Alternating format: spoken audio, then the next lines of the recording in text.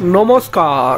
তাহলে কি ২৬-এর বিধানসভা ভোটে কোর কমিটির বৈঠকে অনুব্রত কাজলের মধ্যে অশান্তি হওয়ার কারণে তৃণমূল হেরে যাবে, নাকি যে কায়দাতে এতদিন বিভিন্ন নির্বাচনে অনুব্রত মণ্ডল ভোট করানোর মাধ্যমে তৃণমূলকে জেতাতো সেটাই আবারও ঘটবে? দলনেত্রী মমতা বন্দ্যোপাধ্যায় এবং অভিষেক বন্দ্যোপাধ্যায়ের নির্দেশ মানা হচ্ছে না বীরভূমে, ডাকা হচ্ছে না কোর কমিটির মিটিং, উল্টে বর্ধিত জেলা কমিটিকে গুরুত্ব দিয়ে মিটিং ডাকা হচ্ছে। তাই দুটি মিটিংয়ে আমি উপস্থিত হইনি। বিষয়টি রাজ্য নেতৃত্বকে জানাবো। বুধবার বীরভূম জেলা পরিষদে সাংবাদিকদের প্রশ্নের উত্তরে এমনই বিস্ফোরক মন্তব্য করতে দেখা গেল বীরভূমের জেলা সভাধিপতি কাজল শেখকে।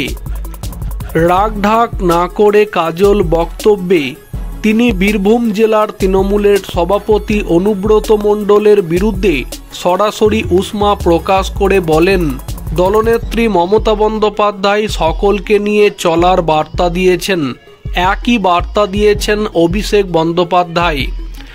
মমতা বন্দ্যোপাধ্যায় একটি কোর কমিটি গঠন করে দিয়েছিলেন। সেই কমিটিকে নিয়ে মাসে অন্তত দুটি মিটিং ডাকার নির্দেশ দিয়েছিলেন।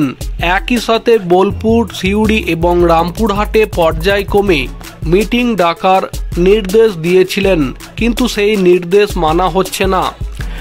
গত বছরের ডিসেম্বর মাসে শেষ মিটিং ডাকা হয়েছিল রামপুরহাটে।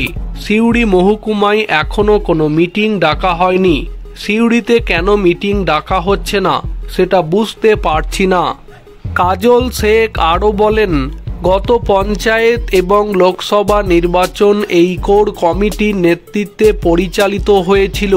তাতে আমরা ভালো সাফল্য পেয়েছিলাম, কিন্তু যারা সেই সময় আমাদের সাথে লড়াই করেছিল তাদের গুরুত্ব বা সম্মান কিছুই দেওয়া হচ্ছে না। সামনে বিধানসভা নির্বাচন, আমরা 11টি আসনেই জয়লাভ করব ঠিকই, তবুও কোর কমিটির মিটিং ডাকা উচিত বলে আমরা মনে করি।